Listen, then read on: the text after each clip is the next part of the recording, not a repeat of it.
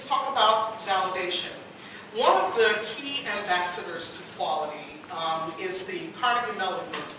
And I thought I'd start with this because this quote really kind of sets the tone, if you will, for what the whole paperless strategy is about. And Carnegie said, the quality of a system is highly influenced by the quality of the processes. I want you to focus on that word process for just a second.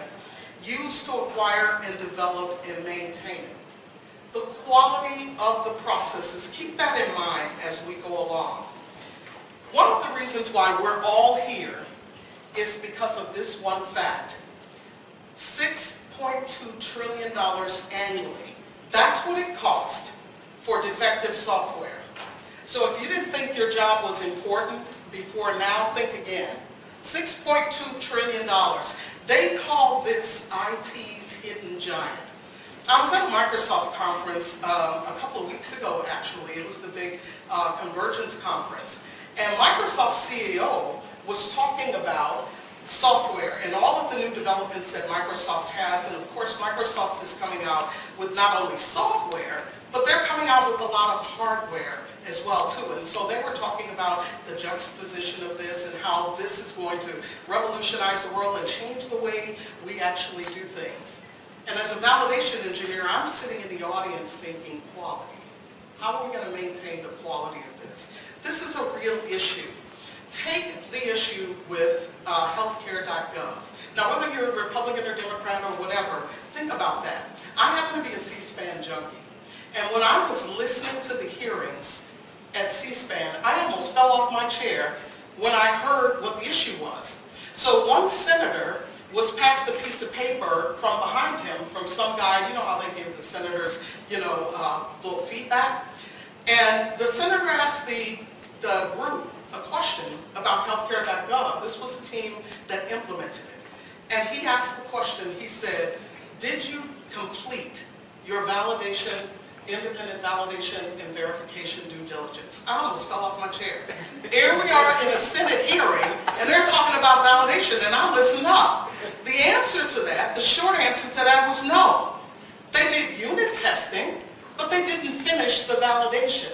So healthcare.gov is probably one of the biggest failures of validation in our modern time. That was a validation issue. I don't know if you know that.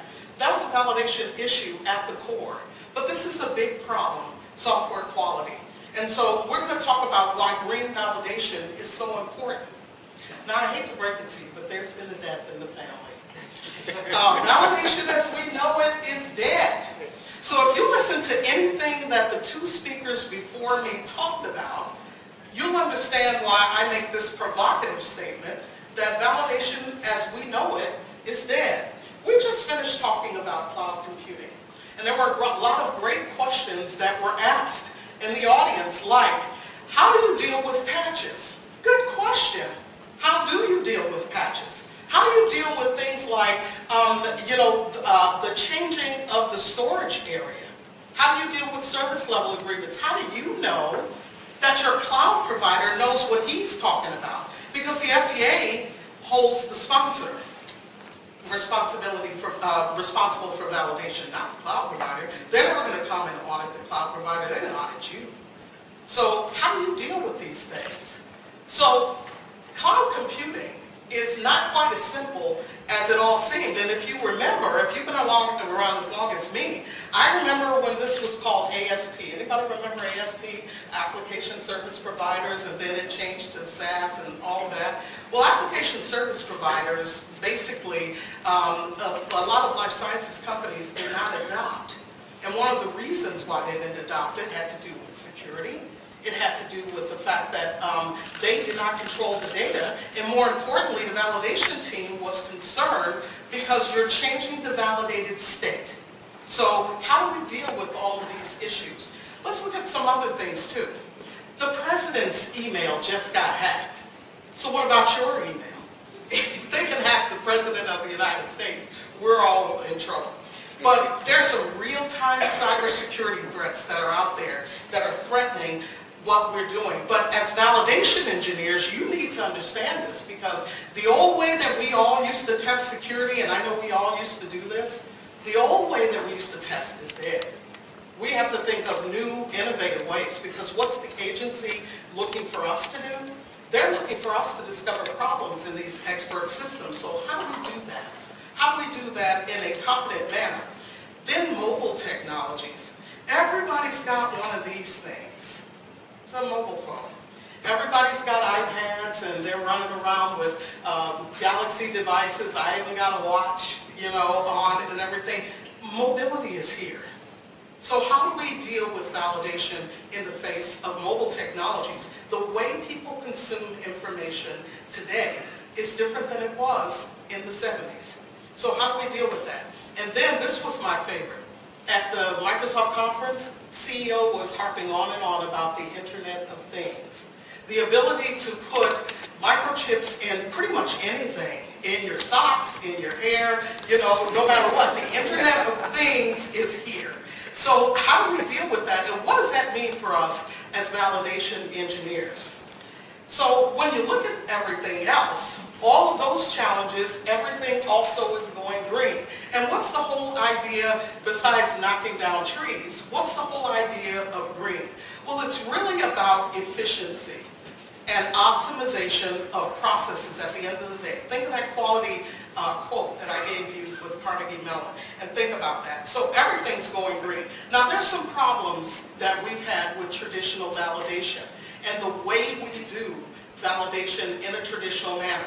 It's pretty much been a paper-based process for the last 40 years, and it really hasn't changed that much. I've been in companies across the globe, and I can tell you, spoiler alert, they're all doing the same thing, and they're all kind of doing it the same way. They just have different templates. But pretty much everybody's doing kind of the same thing. But it's not efficient and it's not cost effective. So here's what I hear in my practice. A lot of our customers ask us, how can we optimize and streamline the validation process? I bet you if you came to your boss and you told them that I can find a way to save you X million dollars on your process, every single one of your bosses would be listening up. Because that's what every single company that I run into is trying to do. They're trying to optimize these processes. So you've got things like excessive document cycle times, excessive reviews. You've got validation engineers, highly paid, I might add, copying screenshots using Snagit or whatever your application is. There's a lot of problems with the validation process. And then you have roles and responsibilities and that kind of thing. It just goes on and on. But the bottom line is that this kind of negatively impacts the way you actually manage your processes, and it increases costs at the end of the day. Now, if you think about going back to the future, actually the future is here right now. We already have a lot of these challenges facing us, but as a validation engineering community, how have we really advised our stakeholders in terms of how to deal with this in the most effective manner? So here's the bad news. The future is here right now. It's up to us to deal with this in the most effective manner. Here's a startling statistic. In 2014, for the very first time, mobile devices outnumbered the desktop devices for the very first time. We have more mobile devices than we have desktop devices. So what does that mean? That means that people are consuming information, your stakeholders internally within your organization, they're consuming information in different ways. I dare you to tell the CEO of the company he can't use his iPad. Or you could go to somebody in quality and tell them they can't use their mobile device. You have the FDA, who's already set up a working group committee talking about mobile technologies. They're used everywhere. I went into my doctor's office recently, and you know how you go in and they got the clipboard with the little ink pen that's associated with it, and they ask you what's the matter with you, and they have everything under the sun that could possibly be wrong, and you're freaked out because you're thinking, do I have any of this? Well, I go into the doctor's office recently, and she hands me an iPad. And I'm thinking, whoa, what is this? And then the same questions that that they normally ask you, they're all on an iPad now. And I'm thinking to myself, validation engineer, A, is this validated? B, where is this information going? How secure is it? And who has access to this information? So it's very, very interesting what's happening with medical devices and what's happening with mobile devices more particularly, because this mobile technology is there. So what's that mean for you in terms of you as a validation engineer? You've probably heard this many times before, but validation really involves people, processes, and technology at the end of the day.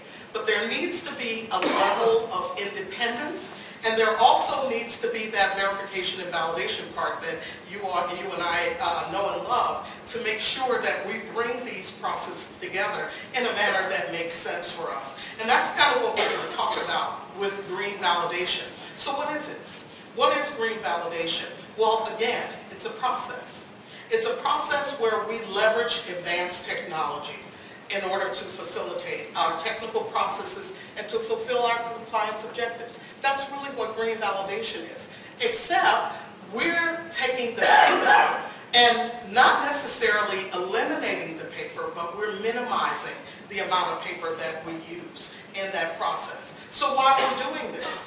This has more to do with the optimization of resources. One of the reasons why people hire us simply is that they don't have the requisite resources within their company to do the job. In other words, they have validation engineers available, but they're doing other things. So they would like to repurpose their internal staff, so they hire outsourced validation consultants. Happens every day of the week. But what are they trying to do? They're trying to streamline their operations and optimize their processes. We practice something called lean validation. If you're familiar with validation or manufacturing processes, lean manufacturing has to do with streamlining the manufacturing process in order to optimize it. Lean validation really eliminates the waste from the validation process, and there's a ton of waste in the validation process. I remember a few years back, I'm sitting at my desk and I'm going through the traditional, copy a screenshot, put it here for my expected result, and so on and so forth. And I was sitting there thinking, I said, they're actually paying me X number of dollars an hour to do this? I'm sitting here and I'm copying screenshots. I don't know if you've ever had that, epiphany, but I certainly did. And I'm thinking, there's got to be a better way to do this than to sit here, and I've been doing this, by the way, for 30 years. It's just cutting and pasting screenshots all over. That's an example of the type of waste. I had a client recently, he had 16 signatures on an IQ document. And I'm thinking, what in the world would 16 people on the planet be interested in an IQ document and what's in it? But this is an example of the waste that goes on. So this document circulated for what seemed like an eternity before they actually ended up doing this. And then they're asking, well, how come this costs so much? Okay, do the math. But these are the types of things that are wasteful with respect to the validation process. So green validation really gets to streamlining it. And I'm going to talk about the validation maturity model and deal with some of this stuff. So when you talk about validation, you also have these disjointed processes. So you have requirements that are done in Word and Excel, and you probably have this too. Maybe even, PowerPoint sometime. I've seen it, believe me. That some people do it that way. But you have Excel spreadsheets for validation test scripts. You have issue management that may be in its own issue management system or something else. So when all of these processes are disjointed like that, what's the problem?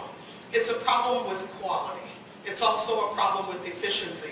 Now the FDA comes in and you're trying to explain your validation process and you're going to multiple systems to get data. Sometimes it's error prone. So when we get that, that's what we have. So this whole green validation process helps us to really eliminate those manual processes and get more to an optimized process. So you really get to the future of things where you're automating your test scripts. You're automating the capture of the test scripts and the execution of the test scripts. But now we can actually do a lot more things because we're leveraging advanced technology again to do these things. So we can integrate our deviation process with the testing process. Here's how our deviation process used to work. We would be going along, we're testing something, we hit an anomaly in the software or some sort of bug.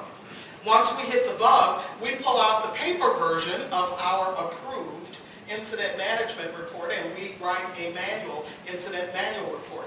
Sometimes we do it using Word and sometimes we just take the form and literally handwrite on the form. There's a better way to do that. How about integrating the incident report with the test script so that as I hit a bug, the incident report automatically comes up and then I fill it out. Okay, now we're talking 21st century validation versus 20th century validation. So let's take a look at some paperless validation strategies and everything. We started talking about paperless offices in 1975. Yeah, I was around for that. And I remember there's a big Time magazine article saying the paperless office. I used to work for Documentum. And in 1994, before Documentum even went public, we talked about the whole paperless office, and Documentum was going to revolutionize all of the ills of modern life. And this was going to be the greatest thing since sliced bread. Spoiler alert, never happened. You know, everybody still used paper, except they put all the documents in Documentum and they printed them from Documentum. You know, so much for the paperless office. It just never happened. But this has been the holy grail, if you will, of systems forever. We started talking about this paperless office like years ago. 90% of all records, our validation records, are actually paper-based. And when I say paper-based, the official copy is paper. We all generate our validation documentation using Word and Excel. So it starts out being electronic, but then it somehow gets to paper. You even have people who actually take the paper document, they generate it in Word, they print it, and then they write on it and they scan it back in. How about that for efficiency? So that's the kind of craziness since 1975 that people have been doing with that. You know, and there's a lot of statistics around this too. So a lot of what we've seen here is multiple technologies being used to support very, very manual processes. And when you get to cycle times and everything on documents, this gets really, really expensive. At my former employer, Avid Laboratories, we did a whole study on cycle time. Here was one of the issues that they discovered. It took about 120 days to cycle a document through Avid before we got our electronic processes in order. 120 days. So can you imagine, you're trying to get a validation project done, it takes years, not months, to get that done, just through the document cycle times. And then you have manual requirements and traceability. Last validation project I had, we had literally 1,600 requirements. 1,600. Try doing that and then doing the traceability between each of the test scripts. Don't try this at home. A little tricky to get that done. And then the incident management report. All of these are manual processes, but it's a new day. We have computers, we have Surfaces, we have iPods, we have Galaxy devices, we have all of these fantastic things, but yet we're still validating like it's 1955. So we really need to get around this. You've got a different type of user that's out there now. And so we really have to get there. And so when I talk to validation engineers across the globe, they will tell me, oh, well, you can't validate a cloud solution, or you can't validate SharePoint. You ever heard that one? You know, people tell you can't validate SharePoint. That's a favorite one of mine. Or you can't validate this or that. Reality. Businesses are using advanced technology, and especially in life sciences, at accelerating rates. The user community is not the same client-server user community or mainframe, user community that we had before. And so we, as the validation community, are going to have to start learning new techniques to validate this system to bring ourselves into the 21st century. So we talked about bringing your own device is really changing the way we're working. You probably should take a look, and I didn't have time to really go too much into this, but you should probably take a look at what's on the FDA's website, because there is a working group now, and they're starting to put out, eventually they will start publishing guidance on using iPads and tablets and mobile technologies for work, and the change is really accelerating. Compliance was once thought of as a necessary evil. When you started talking about compliance to people, their eyes glaze over, they start to convulse, and they start looking at you like you're crazy. This isn't good party talk. Because people looked at compliance as you really have to do it. There was no choice. And you have to validate everything. So this whole strategy, and I was on this page at one point in time. You remember we used to validate things by the pound? That looks like about enough validation. And then the FDA came up with the whole risk-based strategy for 21st century, which added a little bit of sanity to the validation process. But we used to just validate everything that moved, and therefore you would get somehow what the FDA was looking for. Probably a bad idea to go ahead and do that. No strategic focus or whatever, isolated compliance initiatives. So you had companies that were really looking at compliance in kind of a silo manner. Well, I have to validate my ERP system, which has nothing to do with my MRP system, which has nothing to do with our document management system. Compliance should be looked at holistically because it is something that the entire organization has to deal with. And then costly validation processes, you know the drill. Now compliance, if you're looking at it in the proper way, is really considered a legal best practice. It's no longer considered like eat your P's, you have to do it, but it's really kind of a legal best practice. So we're looking at how in the connected world we can actually move forward. So let's take a look at some paperless validation strategies. And I really kind of derive these from the whole lean validation principle. And remember, lean is really getting rid of the waste in the validation process. So I tried to look at 6 or 7 areas where we are really wasting our time. Number one, in the requirements management area, somebody said earlier that one of the things that we need to do is to really get a handle on requirements. I would go even further. You can't really validate a system unless you have requirements and unless you have a good set of requirements. However, you need to look past the 50s and the 60s and the 70s and the 80s in terms of how we used to do that. We used to do it on paper, and then you had validation engineers poring over this stuff, making sure that I've got the right version of the documents, we have all the right requirements and so forth. We have technology, ladies and gentlemen, that would help us with this. So we don't have to do this in a manual way. Effective requirements management. Automated test script. Now, test script automation has, kind of got a mixed area. If I ask 3 people in the room, what is automated testing? I'm going to get 3 different answers. Because somebody will say, well, it's when you actually, test something and the computer runs and does the test itself. And somebody will say, no, that's not automated testing. Automated testing is using a tool and you click through the software and then you get your automated test. That's automated testing. And then somebody else will have a different area. Well, it's got to involve a program, and you'll get the developers who have yet another definition of it. But what really is automated testing, and how can this actually help us to move towards a green validated state? And then level 5 validation maturity. Surely you've heard of the Carnegie Mellon capability maturity model, where there's 5 levels of maturity, and I'm going to talk about that. How do you get to level 5?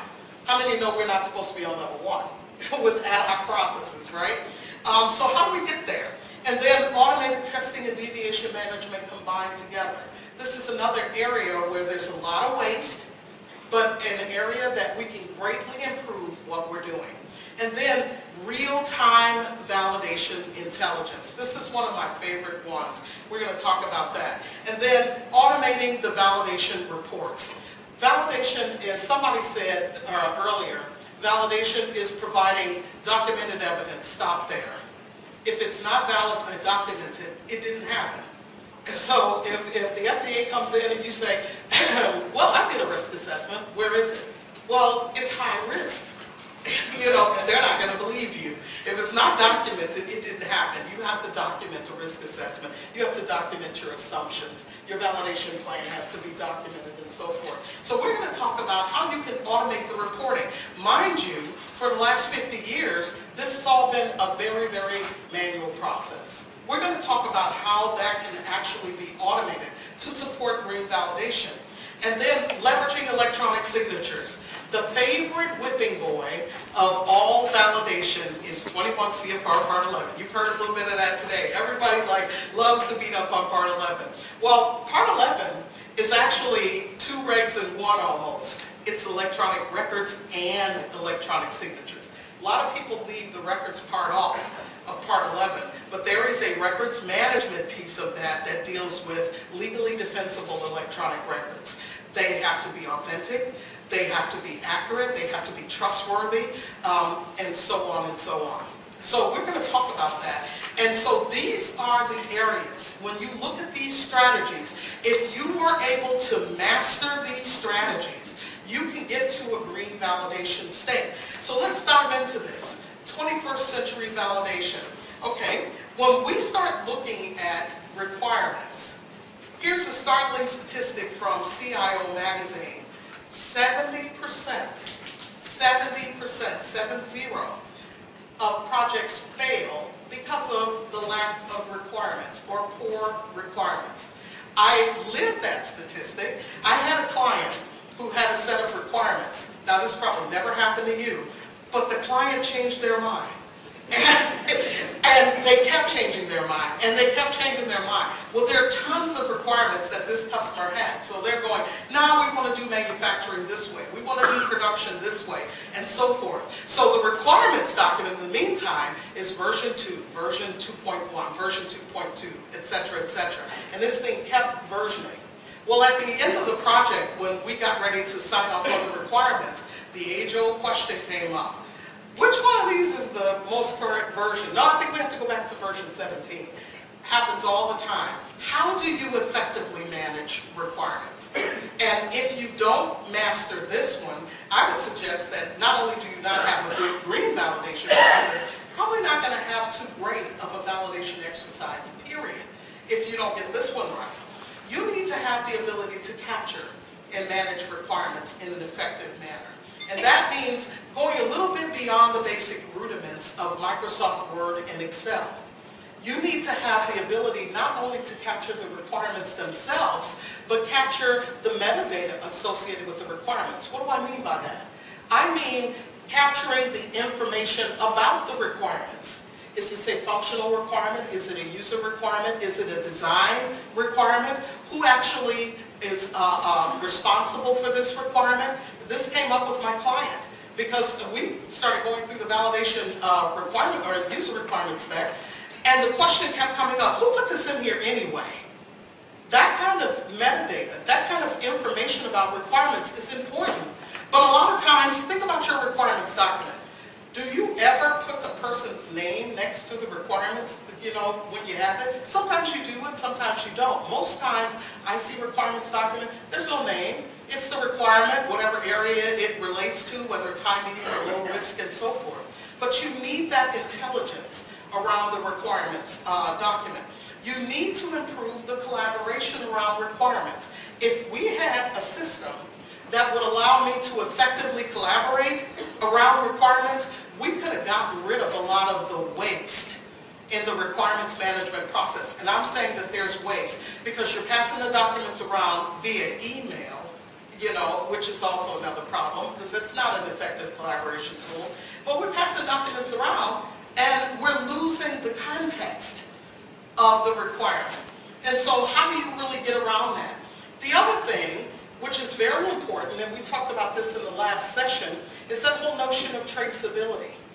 In validation, a good validation project always has excellent traceability through there. And that starts at the beginning. You don't do that at the end. And even though I see validation engineers all the time, they wait all the way to the end of the process, then they start talking traceability. No, traceability needs to start at the beginning. And so you need to make sure that you have that. So how do you determine coverage of that? And so we need to look at those things. So if you look at requirements, I should be able to, at a glance, see the traceability in my requirements. I should be able to see that really at a glance, and I should be able to look at that. I should be able to trace requirements to a particular test script automatically. 21st century validation. So let's talk about automated test script prep for just a second. When I'm doing the test script, and this is the area, if you've done validation projects as much as me, this is the area where you really have a lot of waste. Because people are doing, this is the whole screenshot thing and using Snagit and so forth. How do you do test script prep, 21st century? How do you tie them automatically to requirements? And how do you make sure that your traceability is there and that you're doing coverage and tracking and so forth? There's a way that you can actually create test scripts and create them directly from requirements.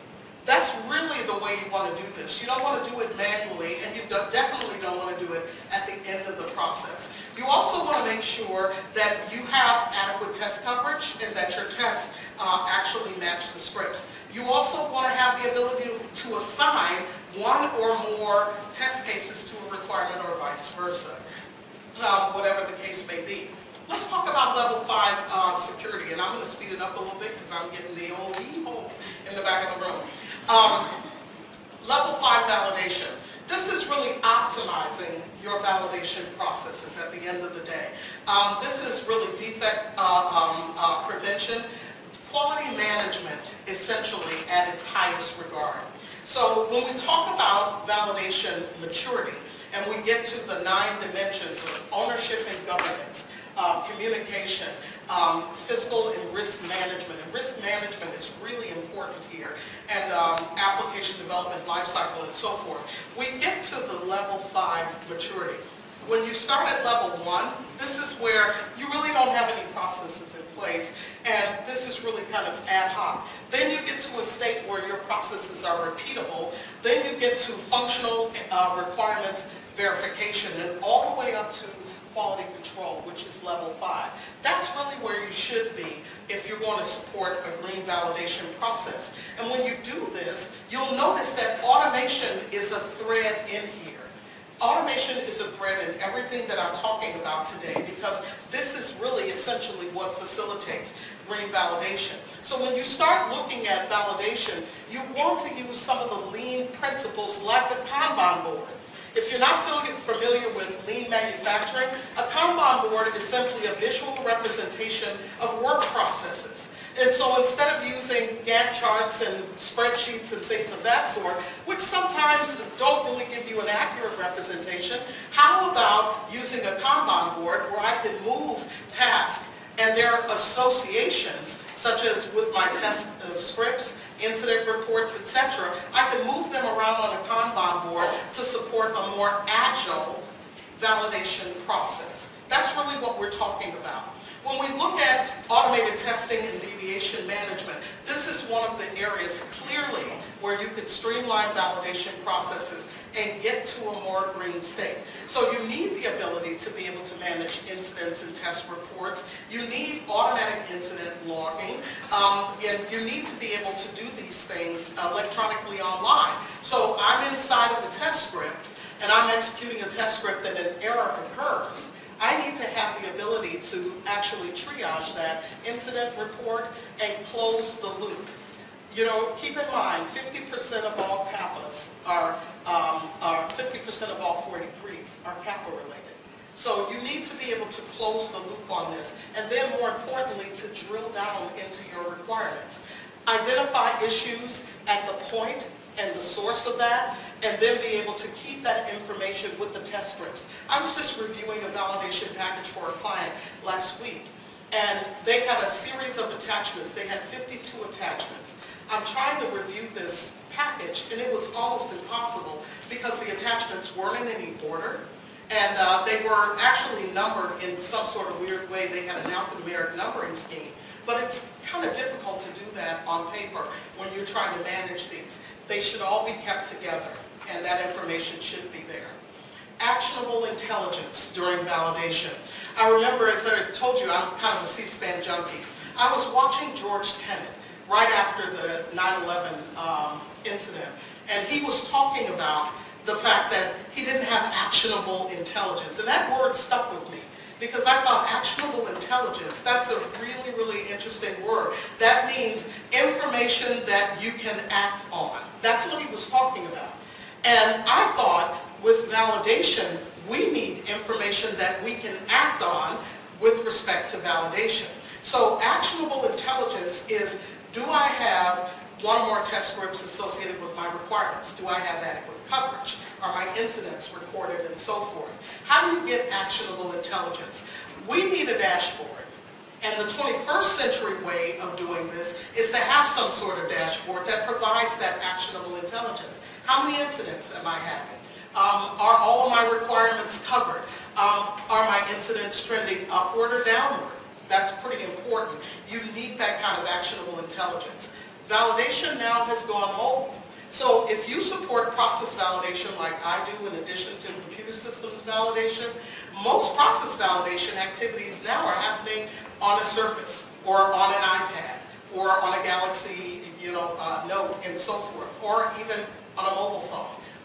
You have the ability to be able to record information in ways that you didn't 30 years ago. So you can look at real-time incident statistics, for example, and pull those up.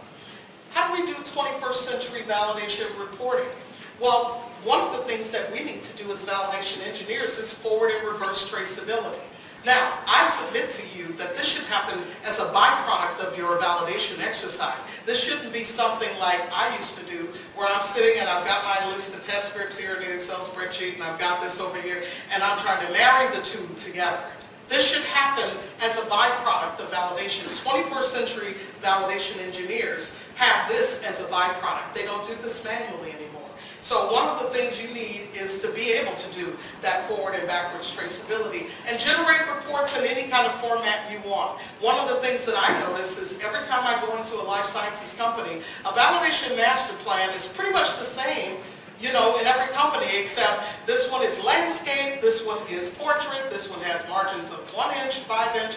They all have different formats. You need to be able to do these in whatever format you want. And then you need to be able to leverage electronic signatures. There should be some way, and one of the things that I had a client was really upset because he was like, how come you guys software vendors don't just get together and just do a Part 11 system and it marries all of these systems together? That would be lovely, wouldn't it? But it doesn't exist. And so you run into situations where you need to deal with Part 11.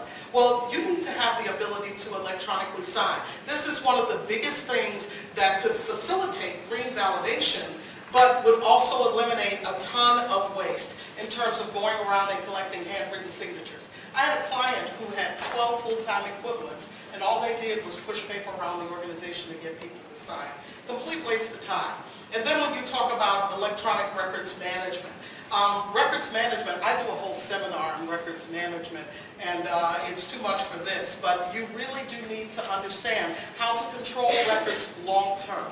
It's easy to have audit trails and things like that on the active system, but what happens when the system goes offline and you start to archive? Are you archiving the record and its full context? Very interesting question.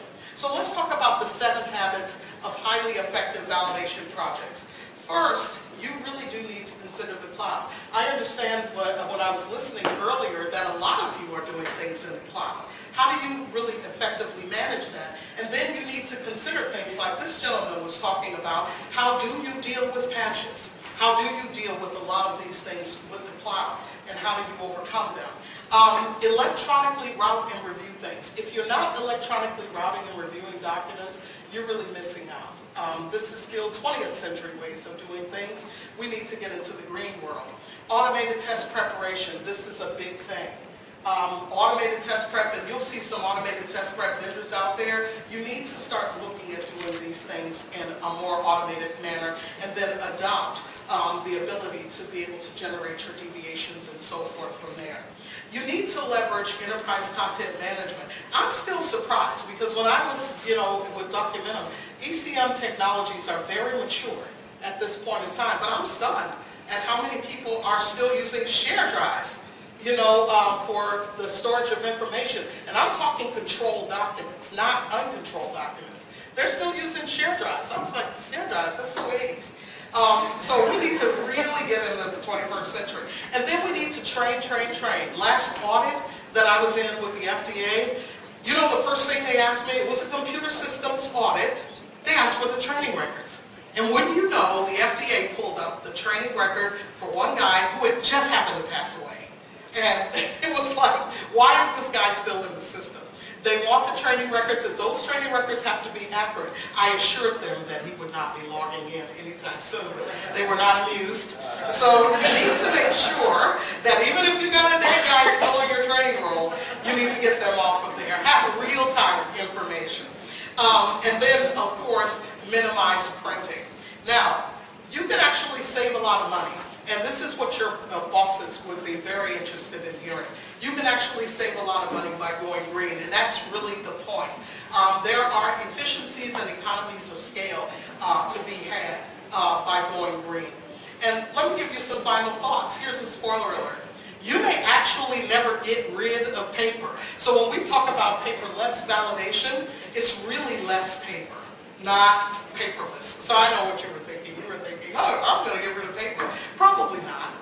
Paper is here to stay, but there are ways that you can do this where you can get rid of paper and do things in a minimal way if you follow some of the principles. The validation regulations are over 40 years old, and most people have been doing things the exact same way that they've done them all of these years. Mobile devices and technologies are here to stay. The Internet of Things is going to be upon us. So you need to look at how you can actually change the way you validate systems today and get your systems into the 21st century as opposed to doing that. And you can really save a lot of time and money by going green. So thank you for that. And I will be at the booth outside if anybody has any questions. Thank you for your time. Have a great time.